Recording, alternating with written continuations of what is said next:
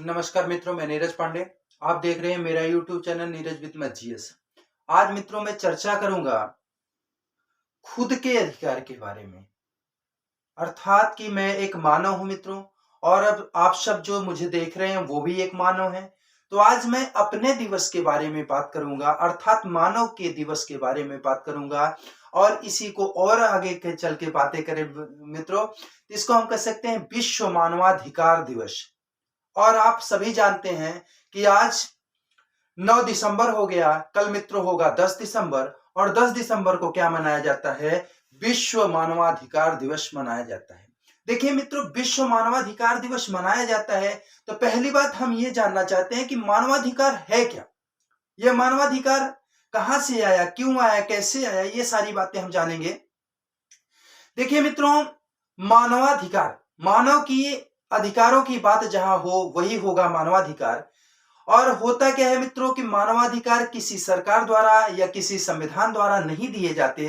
अर्थात ये कह सकते हैं कि जब इंसान पैदा होता है तभी उसके अधिकार उसके साथ आते हैं। वही होता है मानव का अधिकार, जो हमें जन्म से ही मिल जाए, किसी के द्वारा हमें प्रदान न किया जाए, वही मानव अधिकार होंगे मित्रों। अगर कोई मुझे दे रहा है तो वह छीनने का भी अधिकार रखता है, लेकिन अगर कोई मुझे दे नहीं रहा तो वह छीन नहीं सकता। अर्थात मानव के अधिकारों को छीना नहीं जा सकता है, किसी भी कंडीशन में कोई भी शर्त लागू हो, लेकिन मानव के अधिकार को छीना नहीं जा सकता। हाँ, ये जरूर है कि कहीं कहीं कुछ ऐसी स्थितियां बने जहां पे उसको सीमित कर दिया जाए, परंतु छीना नहीं जा सकता मित्रों। अब हम बात करते हैं कि मानवाधिकार दिवस ये मनाया क्यों जाता है और कब से मनाया जाता है।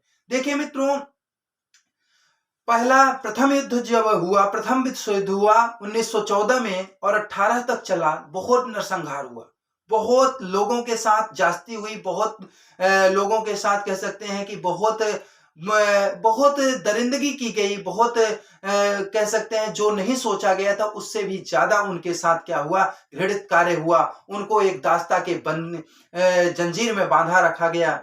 और आगे चल करके जब आया दूसरा विश्व युद्ध हुआ 39 से 45 वाला, तो उसमें इंसानों को इंसान की तरह नहीं ट्रीट किया गया, बल्कि इंसानों को एक जानवर की तरह ट्रीट किया गया, जानवरों की तरह उन पर व्यवहार किया गया मित्रों। तो देखिए, इस चीज को देखते हुए संपूर्ण विश्व में, संपूर्ण देशों के सामने ये एक बात उठी कि देखिए, अगर मानव की कोई महत्व ही नहीं, मानव मूल्यों का कोई महत्व नहीं है, फिर मानव का कोई अर्थ ही नहीं रह जाएगा और मानव अपने कह सकते हैं स्वाभिमान के लिए, सम्मान के लिए दर दर भटकता रहेगा। तो मित्रों, एक सभा होती है, संयुक्त राष्ट्र की सामान्य सभा होती है, और उसके द्वारा क्या होता है कि 10 दिसंबर 1948 को संयुक्त रूप से क्या होता है कि मानवाधिकार की सार्वभौम घोषणा की जाती है मित्रों। क्या होती है कि सार्वभौम घोषणा की जाती है।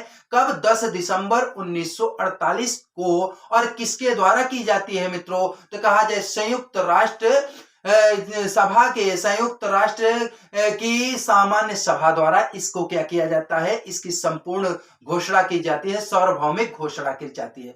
और मित्रों, उस घोषणा में कहा जाए तो जो संयुक्त राष्ट्र के चार्टर बना था, उसमें नियम बना था, उस नियम में 48 देशों ने हस्ताक्षर किया था। 48 देशों ने हस्ताक्षर किया। और हस्ताक्षर करने का, किसी चीज पे हस्ताक्षर करने का मित्रों आशय यही होता है कि आप उस चीज से क्या है, उस तथ्य से आप क्या है कि बहुत जानकार, मतलब आपके वो जानकारी में है, आप उसको बखूबी जानते हैं और उसमें लिखी हुई बातों को आप अपने ऊपर अप्लाई करने के लिए एग्री है। यही होता है हस्ताक्षर करने का मतलब मित्रों। तो उसमें 48 देश ने हस्ताक्षर किए थे और उसमें अपना देश भारत भी था। भारत भी उस चार्टर एक्ट पे क्या किया कि हस्ताक्षर किया। और ये इसलिए किया कि हम भी इस चीज को मानेंगे। और देखिए, उस पर मित्रों सिग्नेचर करने का यही आशय था कि आप अपने देश में मानव के अधिकारों की सुरक्षा व्यवस्था के लिए उचित कदम उठाएंगे। हाँ, ये जरूर है कि ये जरूरी नहीं हर देश पर बाध्य हो, बाध्य नहीं था, लेकिन मानव होने के नाते, मानवता के नाते इसको अपने ऊपर या अपने देश की जनता के लिए, बेहतर उनके भविष्य के लिए, कुछ अच्छा सोचने के लिए मित्रों यह कदम उठाया गया। और 1948 में यह कदम उठाया गया और कह सकते हैं कि 1950 से इसको पूर्ण रूप से मनाया जाता है। 10 दिसंबर 1950 से कह सकते हैं इसको पूरे रूप से मनाया जाता है। किस रूप में मनाया जाता है? विश्व मानवाधिकार के दिवस, विश्व मानवाधिकार दिवस के रूप में इसको मनाया जाता है मित्रों। लेकिन हर जगह तो ये बहुत तरीके से चला, लेकिन अपने देश में इसको बनते बनाते कह सकते हैं बहुत दिन हो गए, गुजर गए मित्रों। बात आती है 1993 की, 28 सितंबर 1993 की बात आती है मित्रों, तो इस पर अमल किया जाता है। मतलब कह सकते हैं कि 28 सितंबर 1993 को यह कानून क्या किया गया? अमल में लाया गया। मानवाधिकार अधिनियम जो हुआ यह क्या किया गया? अपने देश में लाया गया। लेकिन मित्रों कोई भी नियम आए तो उसके लिए क्या होता है? नियम तो बन गया और उस नियम को चलाने के लिए कोई ना कोई संस्था होनी चाहिए मित्रों। तो आप जानते हैं कि 12 अक्टूबर को 1993 में ही, 28 सितंबर 1993 को क्या होता है? यह अमल में लाया गया मानवाधिकार। और 12 सितंबर 1993 को क्या होता है? भारतीय मानवाधिकार आयोग का गठन किया गया। भारतीय मानवाधिकार आयोग का क्या किया गया मित्रों? गठन किया गया। और इसमें ये सारे प्रावधान पहले से ही थे कि मानव के अधिकारों की सुरक्षा व्यवस्था की पूर्ण जिम्मेदारी इस संस्था की होगी और यह संस्था इसके लिए सदैव तत्पर है मित्रों। सदैव यह संस्था क्या करता है कि मानव के अधिकारों के लिए, किसी दबे कुचले के अधिकारों के लिए, चूंकि जो संभ्रांत व्यक्ति है, जो मजबूत व्यक्ति है, वह तो अपने अधिकारों की सुरक्षा व्यवस्था खुद कर लेते हैं, लेकिन सुरक्षा व्यवस्था खतरे में होती है उन लोगों की मित्रों जिनके पास व्यवस्थाएं नहीं होती हैं, जिनकी पहुंच ऊपर तक नहीं होती है, जिनके पास पैसे की कमी होती है, जिनके पास धन की कमी, जिनके पास जन की कमी होती है, उनके साथ हमेशा क्या होती है? बर्बरता बढ़ती जाती है मित्रों। तब भी बढ़ती जाती थी, आज भी बढ़ती जाती है। आज अगर गांव में देखा जाए कोई बड़ा व्यक्ति होता है तो वह एक छोटे व्यक्ति को कुचलने का काम करता है, उसके दमन का कार्य करता है मित्रों। तो वहां पे क्या होता है कि ये जो संस्था है, यह मानवाधिकार आयोग जो है, वह उसके अधिकारों को सुरक्षित रखने के लिए उसका पक्षकार बनकर, उसका पैरोकार बनकर के उसके लिए लड़ने का कार्य करता है। उसको कह सकते हैं कि उचित व्यवस्था दिलाने का, अर्थात उसके गरिमा को, डिग्निटी को बनाए रखने का कार्य करता है यह आयोग मित्रों। तो मित्रों आप सभी को मैं आज ही एडवांस में कह सकते हैं कि इस मानवाधिकार दिवस की हार्दिक बधाई एवं शुभकामना देता हूं मित्रों आप सभी को।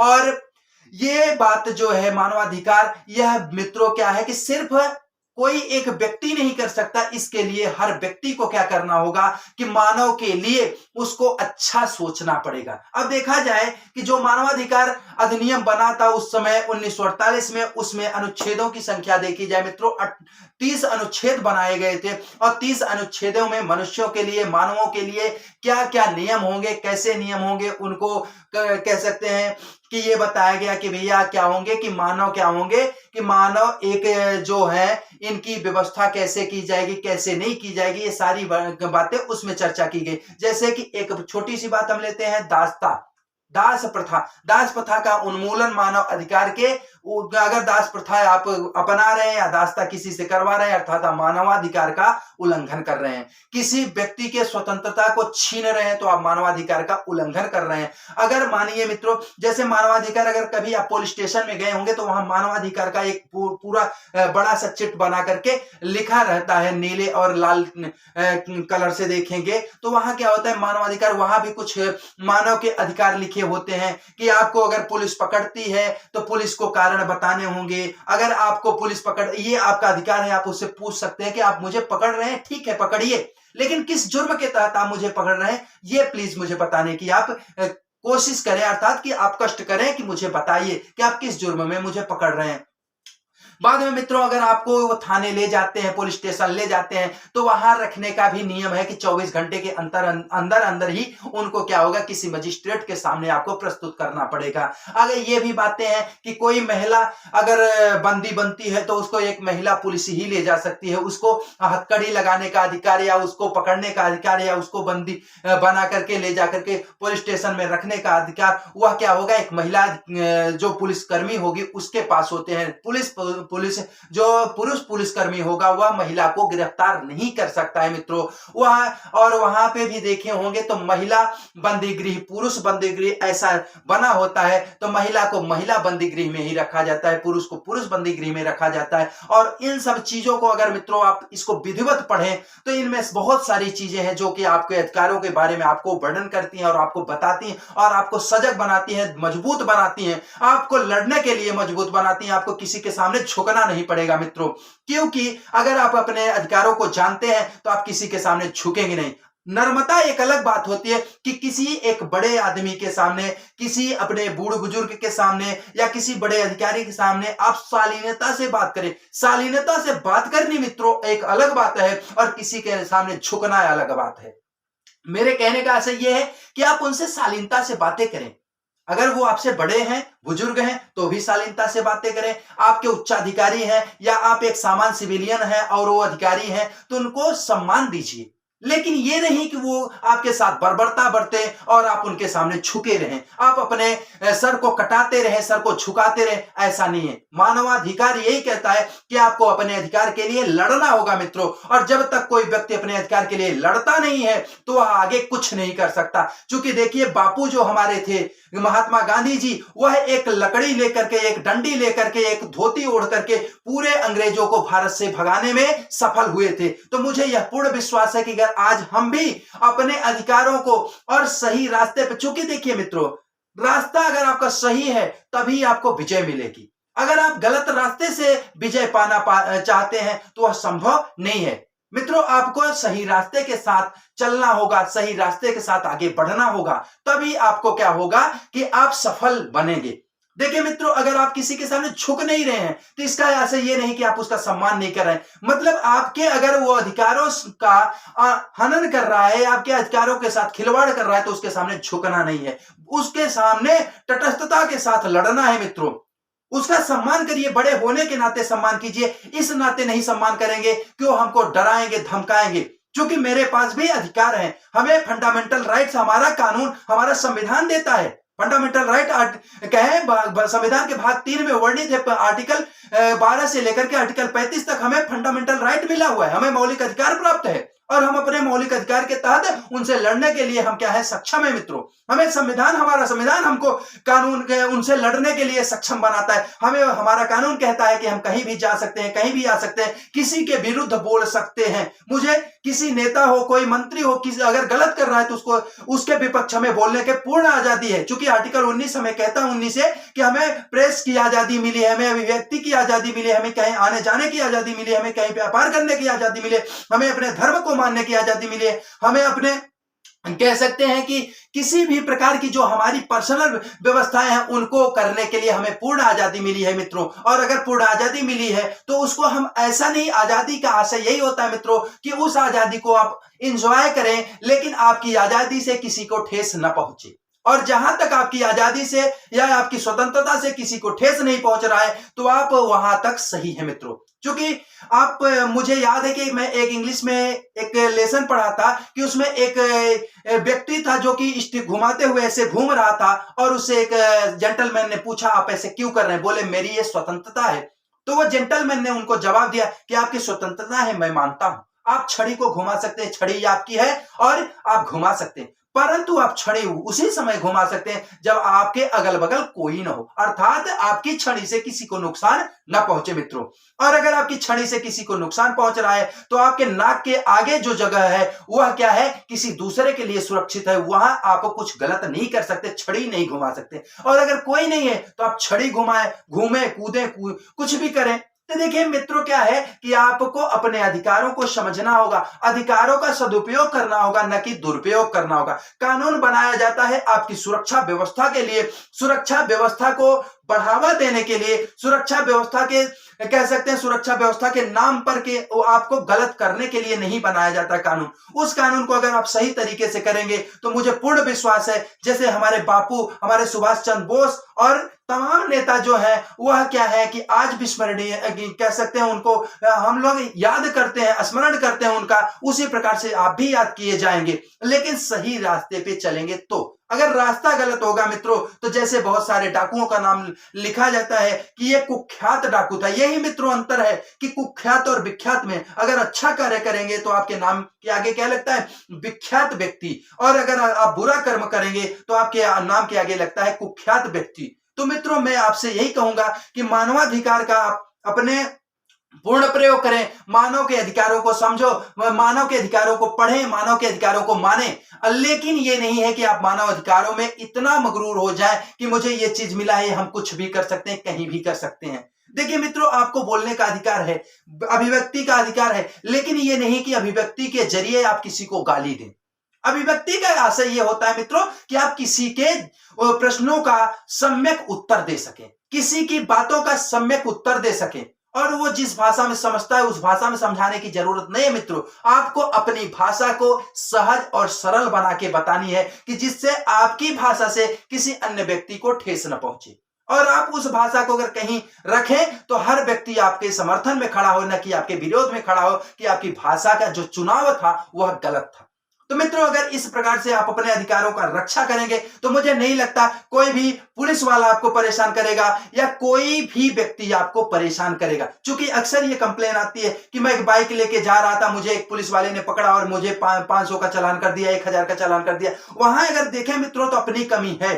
अगर हम हेलमेट नहीं लगाए, हम लाइसेंस नहीं लिए, हम गाड़ी को कह सकते हैं ओवरटेक कर रहे हैं, आगे जगह नहीं है, या कह सकते हैं कि जगह है और आगे देख रहे हैं जाम लगा हुआ, जबरदस्ती हम दूसरे साइड से लेके जा रहे हैं और ज्यादा जाम लगवाने की में हम मदद कर रहे हैं, तो वहां पुलिस वाला क्या करेगा? पुलिस वाले की तो ड्यूटी है, वो अपना ड्यूटी फर्ज निभा रहा है ना। तो अगर वो फर्ज निभा रहा है मित्रों तो वहां वो गलत नहीं है, गलत हम हैं। वो गलत हो सकता है कि आप जा रहे हैं, आप सही हैं, उसके बावजूद भी अगर वो आपसे पैसे ले रहे हैं तो गलत है, लेकिन अगर वो अपना ड्यूटी निभा रहे हैं तो वो चालान काट रहे हैं तो मित्रों वो सही है। देखिए मित्रों, ये नहीं मैं कहता हूं कि हर पुलिस वाला गड़बड़ है या हर पुलिस वाला अच्छा है, क्योंकि ये समाज है, समाज में अच्छाइयां बुराइयां साथ चलती हैं। कभी जब अच्छाई रहती तो उसके साथ बुराई रहती, बस बुरा व्यक्ति वो हो जाता है जिसमें बुराइयां ज्यादा होती हैं, अच्छा व्यक्ति वो हो जाता है जिसमें अच्छाइयां ज्यादा होती हैं। तो मित्रों, मानवाधिकार की बात मैं कर रहा हूं, तो मानवाधिकार में आपको यह बता दूं कि जब मेरा मानवाधिकार बना 1993 में, तो उसमें आपको क्या किया गया कि 43 धाराओं में उसको बांटा गया और उनको सब विस्तार पूरा उसमें वर्णन किया गया कि हमें किन किन चीजों पे क्या क्या छूट मिलेगी, कैसी कैसी व्यवस्थाएं मिलेंगी, हमको कहां जा सकते हैं, हम कहां आ सकते हैं, कैसे रह सकते हैं। जैसे हमें अगर हम पैदा होते हैं तो हम पैदाइशी ही अपने अधिकारों को लेके आते हैं। जैसे हमें यहां नागरिकता मिलती है मित्रों, आप कहें आर्टिकल 5 से लेकर के आर्टिकल 11 तक यहां नागरिकता का वर्णन किया गया है संविधान में। जैसे हमें नागरिकता मिलती है, हम जहां पैदा हो जाते हैं, अगर भारत में पैदा हुए तो पैदा होते ही हम भारतीय हो जाते हैं। उसी प्रकार से अगर हम पैदा हुए मानव बने तो हमें मानव का अधिकार भी प्राप्त हो जाता है, किसी के द्वारा दिया नहीं जाता मित्रों, हमें वह स्वतः प्राप्त हो जाता है। हमें कोई ये नहीं कह सकता कि आप पुरुष हैं, आप महिला हैं, आप नपुंसक हैं, या किसी लिंग भेद के आधार पर हमें क्या कर सकता है, वह ये नहीं कह सकता कि ये आपको अधिकार नहीं है। आपको गोरा काला के नाम पे, अर्थात कलर के नाम पे आपको आपके अधिकारों को हनन नहीं किया जा सकता, आपकी जाति के नाम पे आपका हनन नहीं किया जा सकता। यह सब कौन देता है? मुझे मानवाधिकार अधिकार देता है, हमारा संविधान हमको अधिकार देता है मित्रों। अगर ये सारी बातें करें, चूंकि यही बनाया जाता है आयोग। अभी देखा जाए आयोग की चर्चा थोड़ी सी कर ले मित्रों, तो जो मानवाधिकार आयोग है उसकी संज्ञा जो विद्वान पुरुष है, चूंकि मैं भी पढ़ा हूं एक बुक में, वहां लिखा है कि मानवाधिकार आयोग जो है अभी उसी प्रकार से है जैसे बिना नाखून और बिना दांत वाला शेर होता है। मित्रों, क्या लिखा गया है उस बुक में कि मानवाधिकार आयोग जो है वह कैसा है, उसकी तुलना किससे की गई है? शेर से की गई है। लेकिन शेर कैसा होना चाहिए? विशेष रूप का शेर होना चाहिए। वो शेर क्या होना चाहिए? उसके पास नाखून नहीं हो और उसके पास दांत नहीं हो। और जिस शेर के पास दांत न हो और नाखून न हो, वह शेर किस काम का? नाम का शेर है। तो यहां यह है कि मानवाधिकार तो बहुत सारा अधिकार मिल गया, बहुत सारे आर्टिकल उसमें जोड़े गए और विश्व स्तर पे इसको मनाया जा रहा है, सब कुछ हो रहा है मित्रों। लेकिन अगर बात करी जाए कि मानवाधिकार आयोग के पास किसी को दंड देने का अधिकार है? नहीं है। किसी से क्षतिपूर्ति करवाने का अधिकार है? नहीं है। यही कारण है कि मानवाधिकार क्या है, कमजोर है मित्रों। किसी पुलिस वाले के साथ या किसी अधिकारी कर्मचारी, करप्ट अधिकारी कर्मचारी के साथ उसको न्याय करने का अधिकार है, नहीं है। वह सिर्फ क्या कर सकता है कि उसके मामले को न्यायालय के सामने प्रस्तुत कर सकता है। और मित्रों, जो व्यक्ति प्रस्तुत कर सकता है, जो संगठन या संघ प्रस्तुत कर सकता है, तो मानिए वह क्या है, एक उसी शेर की बात है जिसके पास न नख है और न तो दांत है। न तो वह दांतों से चिढ़ सकता है, न नखों से वो छीन सकता है। तो देखिए मित्रों, क्या है कि इसको अगर हमें हमारी नजरिया से देखा जाए तो मानवाधिकार को क्या किया, मानवाधिकार आयोग को और सशक्त बनाना चाहिए। मानवाधिकार आयोग के पास और शक्तियों को देना चाहिए, जिससे क्या है कि उसको अगर ये लगे वह कोई निर्णय ले तो वह ठोस निर्णय ले और वह निर्णय मानने के लिए सरकार बाध्य हो। क्योंकि इसके निर्णय को सरकार मानने के लिए बाध्य नहीं है, इसके रिपोर्ट को सरकार मानने के लिए बाध्य नहीं। अगर एक डेटा उठा के देखा जाए मित्रों, तो प्रतिवर्ष लगभग मैं जो डेटा देखा हूं 18, 19, 20, 21 और 22 मई तक का डेटा देख के आया हूं मित्रों, लगभग मई की बात करिए तो 16-17 हजार के आसपास मानवाधिकार के उल्लंघन की जो मामले हैं वह दर्ज हो चुके हैं। उसके पहले अगर बातें करें तो लगभग 50,000 मामले हर वर्ष क्या होते हैं, दर्ज होते हैं मित्रों। कभी कभी इनका आंकड़ा लाख के आसपास पहुंच जाता है, लेकिन इनमें अभी तक निपटारा की बात करी जाए लगभग 17,000 मामले निपटारा किए गए। मित्रों, देखा जाए हर वर्ष क्या हो रहा है, 50,000 प्लस मामले आ रहे हैं, लेकिन निपटारा किया जा रहा है। अगर इस रेशियो से देखा जाए 5 साल के आंकड़े से, तो 3,000 मामले क्या हो रहे हैं, निस्तारित हो रहे हैं, जबकि प्रत्येक वर्ष क्या हो रहे हैं, 50 लाख मामले आ रहे हैं मिनिमम, मैं मान रहा हूं मित्रों। अब 50,000 मामलों में अगर 3,000 निकल रहे हैं तो क्या आ रहे हैं, कुछ भी निस्तारण नहीं हो पा रहा है। इसका कारण यही है कि मानवाधिकार आयोग के पास उतनी शक्तियां नहीं है, कि वह स्वयं सक्षम नहीं है कि वह निर्णय कर सके, वह दंडित कर सके, वह मानहानि का दावा कर सकते हैं, वह क्षतिपूर्ति करवा सके। जो व्यक्ति गलत किया उससे क्षतिपूर्ति, जिस व्यक्ति के साथ गलत हुआ है उससे करवाए, तो ऑटोमेटिक क्या होगा, इसमें सुधार आएगा और लोग क्या होंगे, डरेंगे। देखिए मित्रों, हमें अपने अधिकारों को समझना होगा, और जब तक हम अपने अधिकारों को नहीं समझ, जैसे देखिए हम क्या होते हैं, कभी कोई छोटा सा काम होता है तुरंत घुस देने के लिए तैयार हो जाते हैं। अगर हम घुस दे रहे हैं तो क्या होता है, हम घुस दे रहे हैं, लेने वाला तो लेने को तैयार है। अगर हम खुद ही दे रहे हैं तो लेने वाला तो लेगा ना। अगर हम अपने काम को समझ ले, नहीं होगा 4 दिन बाद होगा। अब देखो मित्रों, ये एक व्यक्ति का काम नहीं है। कोई, जैसे कहा गया है कि अकेले चना भाड़ नहीं फोड़ता है, वैसे अकेला व्यक्ति जो है वह किसी कार्य को करेगा, क्योंकि व्यक्ति का जो समय सीमा है वह निश्चित है। मित्रों, कोई व्यक्ति लगभग 20-21 साल तक तो वह बड़े होने में, पढ़ने लिखने में गुजार देता है। 21 साल से लगभग माना जाए, आज की औसत आयु मानी जाए तो 70-72 साल के आसपास है, और 70 साल औसत आयु रखी गई, 20 साल निकाल दीजिए, 50 साल बचे, और 50 साल आप स्ट्रगल कर रहे हैं, तो अकेला व्यक्ति 50 साल स्ट्रगल करेगा तो परिवर्तन आएगा, निश्चित आएगा, लेकिन उस रूप में नहीं आएगी, एक हवा के रूप में आएगी। लेकिन अगर वही हर व्यक्ति, हर गांव का 2-4 व्यक्ति उस कड़ी को थाम ले, उस कड़ी का क्या बन जाए, अंग बन जाए, उस जंजीर का अंग बन जाए मित्रों, तो मुझे पूर्ण विश्वास है वही हवा क्या होगी, आंधी तूफान बनते बनते एक सुनामी का रूप ले लेगी। और ये जो भ्रष्टाचार की कड़ियां चल रही हैं, भ्रष्टाचार बराबर चलता जा रहा है। तहसील स्तर पे देखिए, जिले स्तर पे देखिए, पुलिस स्टेशन में देखिए, विद्यालय में देखिए, कहीं भी देखिए मित्रों, कहीं कोई ऐसा जगह नहीं दिख रहा है जहां करप्शन नहीं है। और करप्शन का कारण केवल अधिकारी कर्मचारी नहीं है, उसके कारण हम भी हैं, कि हम किसी चीज को जल्दी करवाने के लिए क्या करते हैं, भैया मेरा ये काम कर दीजिए, मेरे से 200 ले लीजिए, 2,000 ले लीजिए, 2 लाख ले लीजिए, जैसा काम है, जिस प्रकार का काम है उस प्रकार का क्या है, उसका दाम है। अगर हम खुद कर सुधरे मित्रों, तो ये देश सुधर जाएगा। क्योंकि मैं एक छोटी सी लाइन बताता हूं, मुझे किसी ने सुनाया है कि स्वामी विवेकानंद की एक बात है कि वो कहीं गए थे और स्वामी विवेकानंद जी से कहा गया कि देश को सुधारने के लिए सबसे सरल उपाय बताइए। तो उन्होंने क्या किया कि बोले कि देखिए मित्रों, आप अपनी अपनी राय दे दीजिए, उसके बाद मैं भी दूंगा। सभी लोग अपनी अपनी राय दिए कि देश के लिए ये करना चाहिए, वो करना चाहिए, फलाना करना चाहिए, धमाका करना चाहिए, दुनिया भर की बातें बताएगी। अगर उन बातों को लिखा जाता तो लगभग कई सारी बुकें बन जाती मित्रों। और स्वामी जी के उत्तर, चूंकि स्वामी जी को इसीलिए कहा जाता है कि स्वामी जी एक अलौकिक व्यक्ति थे, कारण था कि स्वामी जी बहुत सोच विचार, चूंकि वह क्या थे, कंसंट्रेट होते थे, अपने को ध्यान और ध्यान मुद्रा में रखते थे। ध्यान के कारण ही उनकी इतनी ऊर्जा उनमें सुरक्षित संरक्षित रहती थी, और ध्यान से ही वो क्या कहलाए कि विश्व स्तर पे अपनी छवि बनाए और इस भारत देश को क्या किए, गौरवान्वित करवाने में पूर्ण योगदान दिए। एक छोटी सी उम्र में, जो हमारी उम्र है, हमसे कुछ ज्यादा उम्र में उनका क्या हो गया था, देहांत हो गया था, लेकिन इतनी ही उम्र में क्या किए थे, वो विश्व स्तर पे भारत को भारत बना के गए थे। क्योंकि भारत तो जगत गुरु था ही, है और रहेगा सदैव। लेकिन स्वामी जी ने उस, कह सकते हैं, सोने में सुहागे का काम किया था। ये सोना था ही, लेकिन उसमें और अच्छा चार चांद लगाने का काम किए थे स्वामी जी। स्वामी जी का जवाब क्या था मित्रों, वो क्या किए कि एक चार्ट पेपर पे एक मानव बना दिए, और बनाने के बाद दूसरे तरफ भारत का नक्शा बना दिए, और सभी लोगों से बोले आप भारत का नक्शा को पुनः जोड़ दीजिए। अब फाड़ दिए थे, अब सब लोग फटा हुआ कागज लेके करते, तो कहीं कश्मीर नीचे जाता तो जम्मू कश्मीर इधर चला आता, फिर इधर आपका लद्दाख आता, तो ऊपर ऐसे सारे देश मतलब प्रदेश बटे बटे जा रहे थे। फिर होता क्या है कि स्वामी जी कहते हैं, सब लोग परेशान, बोले भैया हम तो नहीं कर पाएंगे, आप बताइए। स्वामी जी बोले ठीक है मैं करता हूं।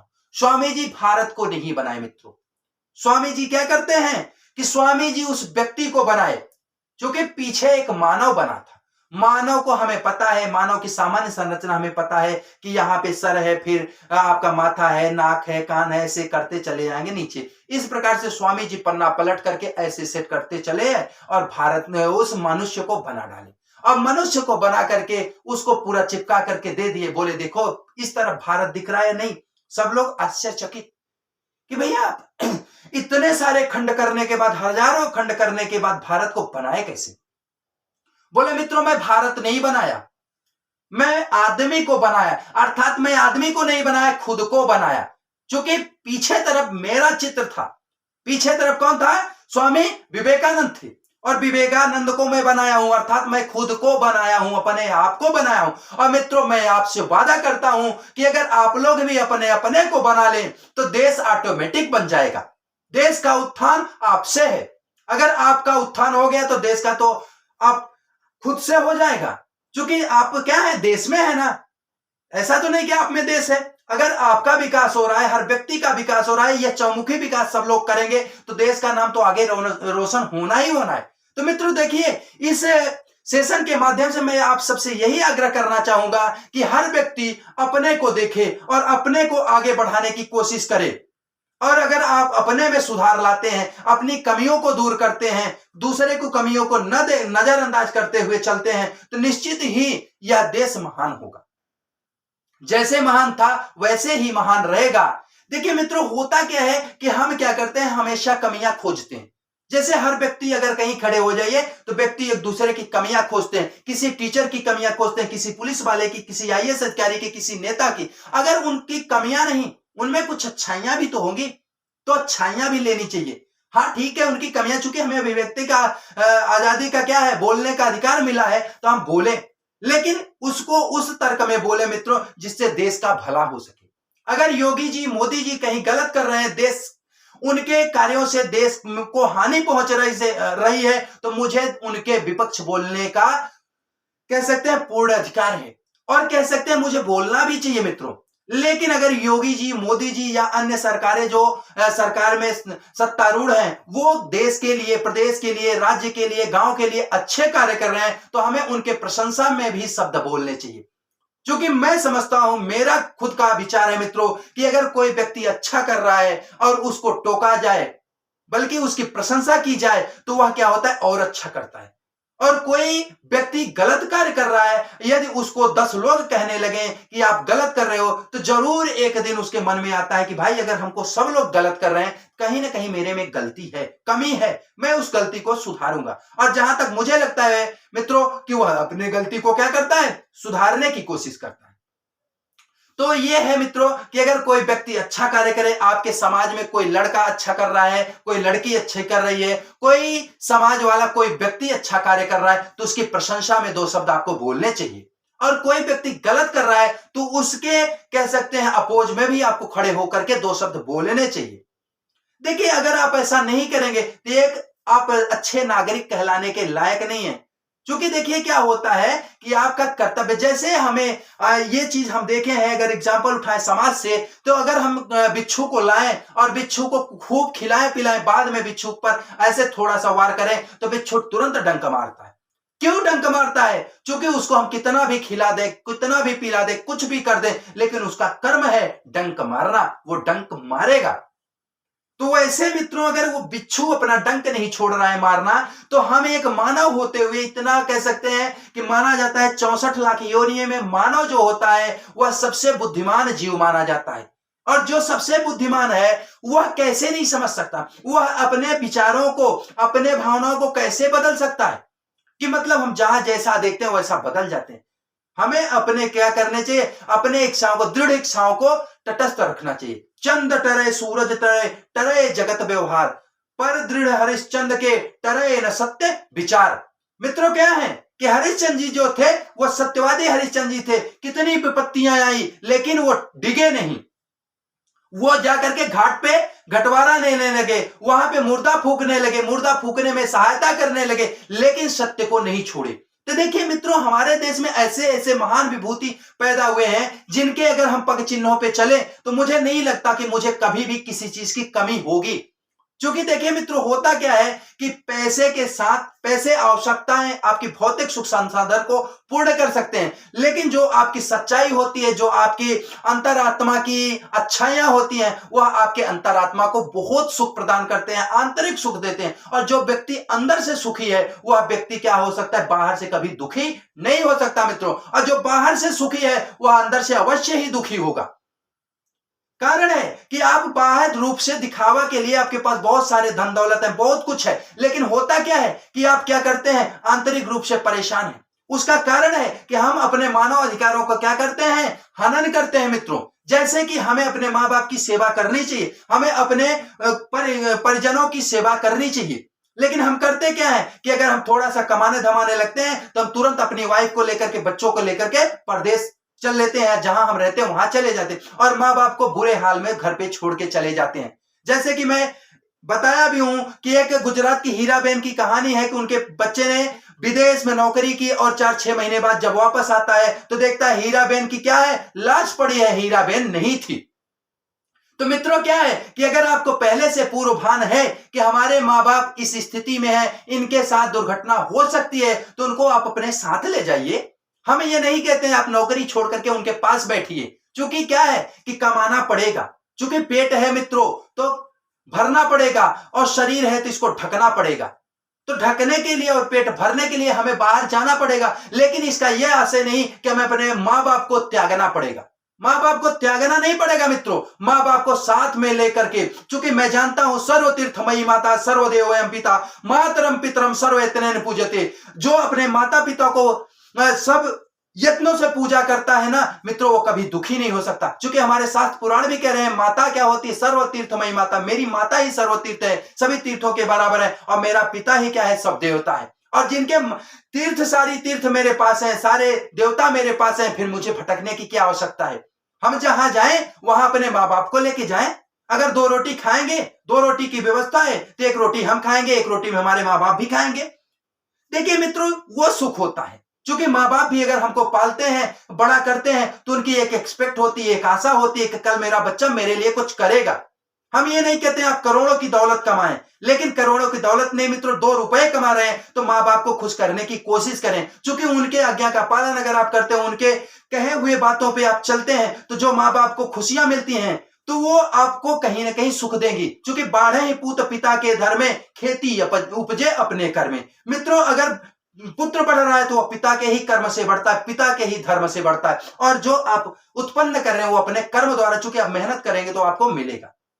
लेकिन आपका जो बढ़त है या कीर्ति बढ़ रही मित्रों, वह पिता के धर्मों के कारण होती है। तो ये नहीं है कि आप पिता को छोड़ें, मां को छोड़ें। मानव अधिकार ये भी है कि आप अपने माँ बाप को भी अपने पास रखें। मित्रों, इस प्रकार से हम इस पूरे सेशन में एक ही चीज कहना चाहूंगा, चूंकि मानवाधिकार आप बहुत सारे बुकों में पढ़ लेंगे और जो चीजें मैं बता रहा हूं ये भी बहुत सारी जगहों पे आप मिल सकती है आपको, लेकिन मैं अपने दिल के उद्गार को आपके सामने प्रस्तुत कर रहा हूं। यदि आपको ये सारी बातें, मेरी बातें अच्छी लगे और आप मेरे बारे में जानने की कोशिश करें, यदि मैं सच में जो कहता हूं वो करता भी हूं, तो आप मुझे लाइक करें, शेयर करें, सब्सक्राइब करें और मुझे और अप्रिशिएट करें कि मैं और बेहतर कुछ करने के लिए आपके सामने कुछ करके आऊं, आपको कुछ अच्छे अच्छे कंटेंट दूं, आपको बेहतर चीजें दूं, जिससे कि आने वाली जो पीढ़ियां हैं या जो पढ़ रहे हैं उन बच्चों को अच्छी चीज मिले। क्योंकि मित्रों मुझे लगता है कि मुझे जो भी जानकारी जो मां सरस्वती से मिला हुआ है, मैं उसको अपने झोली में कुछ भी नहीं रखता हूं। मैं उसको चाहता हूं कि अगर मेरा कोई शिष्य है, मेरा कोई छात्र है, वो चाहता है मेरे से लेना, तो मैं अपनी झोली का सारा खजाना उस पर कह सकते हैं निछावर करने को तैयार रहता हूं। बस मित्र, आपको लेने की चाह होनी चाहिए, देने के लिए मुझे दिक्कत नहीं है, क्योंकि मैं जानता हूं सरस्वती भंडार की बड़ी अपूर्व बात, ज्यों ज्यों खर्चे त्यों त्यों बढ़े, बिन खर्चे घट जात। अर्थात ये क्या है, जो मेरा धन है मित्रों, मेरे पास धन वैभव तो नहीं है, लेकिन जो मां सरस्वती द्वारा प्राप्त ज्ञान है वह मेरा कभी घटने वाला नहीं मित्र, वह सदैव बढ़ने वाला है। और जो बढ़ सकता है, जो बढ़ता रहता है, सतत जिसका विकास है, उसके लिए तो मैं भी चाहूंगा कि विकास हो। क्योंकि मित्रों आपसे जो मुझे प्यार मिलता है, जब मैं आपका कमेंट पढ़ता हूं, जब आपके लाइक देखता हूं, आपके वॉच टाइम को देखता हूं, तो मित्रों मुझ में क्या आता है, एक एनर्जी आती है कि मुझे चाहने वालों की संख्या दिनों दिन बढ़ रही है, मेरे सब्सक्राइबरों की संख्या बढ़ रही है, जो मेरे परिवार में नीरज विद मैं जीएस में जुड़ने के लिए उत्साहित है, उन लोगों की संख्या अगर बढ़ रही है मित्रों, तो मुझे बहुत अच्छा लगता है। मुझे यह लगता है कि मैं किसी के काम का तो हूं।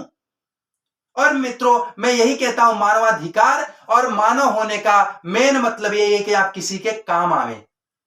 अगर आप किसी के काम नहीं आ रहे हैं, और देखिए इस समय एक कह सकते हैं ट्रैफिक यातायात चल रहा है मित्रों, आपको ट्रैफिक यातायात के नियमों का पालन करना चाहिए। मानवाधिकार ये भी है कि आप अपने अधिकारों को समझें और अपने अधिकारों का पालन करें। आपको ट्रैफिक यातायात जिसे अपने प्रदेश उत्तर प्रदेश में चल रहा है, माननीय योगी जी के नेतृत्व में यह कार्यक्रम आगे बढ़ाया जा रहा है, तो आपको है बिना हेलमेट मित्रों आपको बाहर नहीं निकलना। अगर आप रोड पे जा रहे हैं तो हेलमेट लगा के जाएं, फोर व्हीलर चला रहे हैं सीट बेल्ट लगा के चले मित्रों। आप कोशिश करें, अगर बहुत जरूरी नहीं है तो आप अपनी रफ्तार को लिमिट में ले जाएं। देखिए क्या होता है मित्रों, कुछ सिचुएशंस ऐसे होते हैं जहां की इंसान को थोड़ा सा हड़बड़ाहट होती है, लेकिन हर सिचुएशंस ऐसे नहीं होते जहां हड़बड़ाहट हो। मित्रों आप अगर हिसाब से काम करेंगे, आप अगर धैर्य के साथ कार्य करेंगे तो सफल होंगे। अगर धैर्य नहीं धारण करेंगे तो मित्रों आपके साथ दुर्घटना होगी, क्योंकि आप अक्सर देखे होंगे कहीं ना कहीं लिखा रहता है दुर्घटना से देर भली। मित्रों दुर्घटना नहीं अच्छी है, देर अच्छी है। अगर कहीं जा रहे हैं 1 घंटे लग रहा है, चलिए भैया 1.25 घंटे लगेंगे, हम देर से जाएंगे। कुछ लोग तर्क देते हैं कि मुझे हेलमेट लगाने से, मास्क पहनने से क्या होता है कि व्याकुलता उत्पन्न होती है। मित्रों व्याकुलता नहीं, वो आपके क्या है, आपके बहाने हैं। देखिए क्या है कि आप जितना ही अपने मन को क्या करेंगे, जितना ही अपने दिल को और मन को आप कहेंगे कि नहीं नहीं ठीक है, ये स्थिति ठीक है, उस हिसाब से आपके शरीर को वो ढालता जाता है। अगर अपने शरीर को जितना ही तपाते हैं, आप एक अनुभव कीजिए मित्रों, आप कुछ नहीं करते हैं, लेकिन आप क्या करिए, रोज 1 किलोमीटर 8 किलोमीटर चलिए, धीरे धीरे 2 4 10 दिन आपको दिक्कत होगी, लेकिन उसके बाद आदत पड़ जाएगी और आपको अच्छा लगने लगेगा, आपको एक एनर्जी मिलने लगती है। वैसे मित्रों क्या है कि आपको अपने दिल को समझाना है, दिमाग को चलाना है, दिल को समझाना है। अगर दिल कहता है कि नहीं ये चीज करना है, और दिमाग कहता है नहीं ये इस चीज से करने से क्या होगा, नुकसान होगा, तो आपको दिल को समझा लेना है कि मित्र अभी रुक, तो उसको हम बाद में ये सारी चीजें देंगे, लेकिन अभी मैं जो कर रहा हूं मुझे करने दे। तो ये भी है, तो आपके बॉडी का पार्ट आपकी बात मानेगा। और जब अगला दिन आए फिर आपको कहे कि अभी आप मेरा काम नहीं किए, इसको बोलो कि अभी आपका टाइम नहीं आया, टाइम आ जाएगा तो करेंगे। ऐसे इसको क्या करिए, धीरे धीरे इसको अपने, इस पर आप आश्रित न रहे, इसको आप पर आश्रित होना चाहिए। और अगर आपका दिल आपके काबू में आ गया मित्रों, तो मानिए आप दुनिया के विश्व विजेता व्यक्ति हैं, क्योंकि दिल ही ऐसा होता है जो हर जगह बहल जाता है। और दिल को आप अगर अपने काबू में कर लिए मित्रों, तो निश्चित है कि भाई दिल कुछ कह ही नहीं रहा है, आप दिमाग से काम ले रहे हैं, जहां अच्छाई देख रहे हैं वहीं जा रहे हैं, बुराइयों से दूर जा रहे हैं। तो देखिए अपने मन मस्तिष्क पर आपको क्या होगा, काबू रखना पड़ेगा मित्रों। और मानव अधिकार तभी आप मानव अधिकार का पूर्ण रूपेण से पालन कर पाएंगे, जब आप अपने दिल दिमाग को क्या करेंगे, पूर्ण रूपेण कंट्रोल करेंगे। क्योंकि देखिए अभी देश में जो घटनाएं घट रही हैं, एक श्रद्धा आफ्ताब वाली कहानी, एक दूसरी कहानी, एक तीसरी कहानी सूटकेस में लड़के को बांध करके रख देती है। तीसरी कहानी गुजरात कहाँ की है, वहां उसको एक लड़की को 4-6 लड़के रखते हैं, फ्रिज में रखते हैं, उसके साथ कुछ गलत कार्य करते हैं। इस सब कहानियों से ये चीज स्पष्ट हो रहा है कि देश की जो मानसिकता है वह कहीं ना कहीं किसी कुचक्र की क्या है कि कह सकते हैं कुचक्र में फंसी हुई, एक मझधार में फंसी हुई नाव की तरह है कि वह समझ ही नहीं पा रहे मुझे किस रास्ते पे जाना है। हमारी बहनें भी कहीं ना कहीं गलत रास्ता पकड़ लेती हैं, हमारे भाई भी गलत रास्ता पकड़ लेते हैं। मानिए मित्रों कि आपको दुनिया में हर चीजें मिलेंगी, लेकिन हर चीज का वक्त होता है। ईश्वर आपको वो देना चाहता है जो आपके लिए जरूरी होता है, लेकिन आप वो चाह रहे हैं जो आपको अच्छा लगता है। अब डिसीजन आपको लेना है मित्रों, क्या अच्छा है, क्योंकि परमात्मा आपको वही देता है जो आपके लिए अच्छा होता है। लेकिन आप चाहते क्या हैं? जो आपको अच्छा लगता है वो चाहते हैं। तो मित्रों ये नहीं ठीक है, जो आप चाहते हैं वो ठीक है।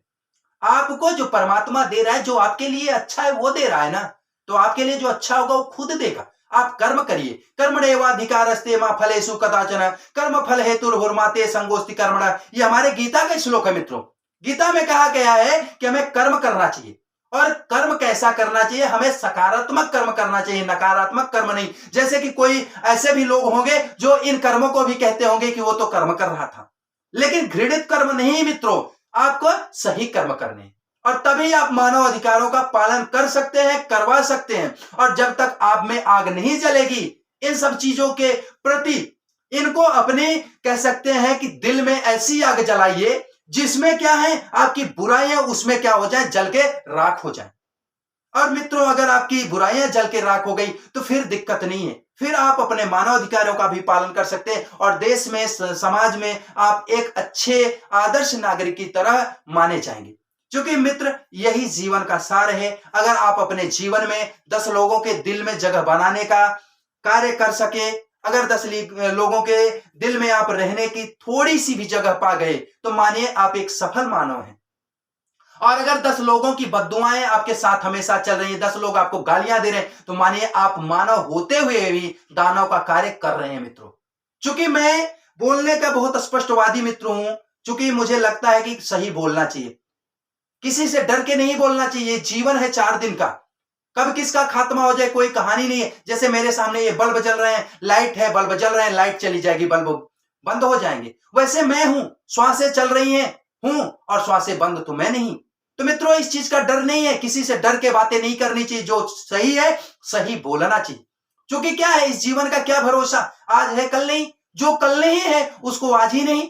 अगर हम सही के मार्ग पे चल रहे हैं तो हमें सही मार्ग पे चलना चाहिए, इस डर से नहीं कि भैया हम गलत, अगर किसी को कुछ बोल दिए, किसी को बता दिए, यह मेरे लिए घातक होगा तो देखा जाएगा। क्योंकि हम गलत चीजें तो नहीं बता रहे ना, हम आपको बता रहे हैं तो अच्छी चीजें बता रहे हैं, और उसके बावजूद भी आपको बुरा लगता है तो आप मेरे साथ जो करना चाहते हैं करिए, कोई दिक्कत नहीं है। क्योंकि मैं तो आपको आपकी आंखें खोलना चाहता हूं, मैं आपको एक शिक्षक के भांति, एक गुरु के भांति, एक बड़े भाई के भांति, एक कह सकते हैं कि आप छोटे भाई के भांति आपको कुछ समझाने की कोशिश कर रहा हूं। अगर आपको मेरी बातें बुरी लगती हैं तो कोई बात नहीं है, आपकी जो मनसा वो आप करें, मेरा जो कर्तव्य है मैं निभा रहा हूं। देखिए मित्रों आपको सही रास्ते पे चलना चाहिए, किसी से डर के नहीं चलना चाहिए, क्योंकि यह जिंदगी है, जिंदगी का कोई भरोसा नहीं है। यह किराए का घर है ना, एक दिन तो छोड़ना पड़ेगा, तो कल छोड़े या आज छोड़े इससे फर्क नहीं पड़ता मित्रों। बस इसी के साथ मैं इस वीडियो का समापन करूंगा। यदि आपको ये सेशन अच्छा लगा तो आप इसको लाइक शेयर सब्सक्राइब कीजिएगा। तब तक के लिए सभी मित्रों को नमस्कार। और कल मानवाधिकार दिवस, विश्व मानवाधिकार दिवस की आप सभी को बहुत बहुत हार्दिक बधाई एवं शुभकामना। और आप सबसे ये एक अपेक्षा रहेगी कि कल मानवाधिकार दिवस के दिन से ही आप अपने आप को, अगर कहीं कमियां दिख रही हैं उसको दूर करेंगे मित्रों, और अच्छाइयों को धारण करेंगे। जिस प्रकार से दीपावली पे अच्छाई पे बुराई पे अच्छाई की जीत होती है, अन्याय पे न्याय की जीत होती है, उसी प्रकार से मानवाधिकार दिवस पे हमें क्या करना है, अपने अंदर की बुराइयों को दूर करके अच्छाइयों को उजागर करना है। और अगर मेरे अंदर अच्छाइयां उजागर हो जाएंगी, हर व्यक्ति के अंदर अच्छाइयां आ जाएंगी मित्रों, तो ये जो समाज में व्याप्त कुरीतियां हैं, व्याप्त कह सकते हैं कि गलत भावना या गलत मानसिकता है, वह बहुत जल्द ही दूर हो जाएगी। इसी के साथ मित्रों आप सभी को नमस्कार, good night, bye bye, take care, जय हिंद, जय भारत।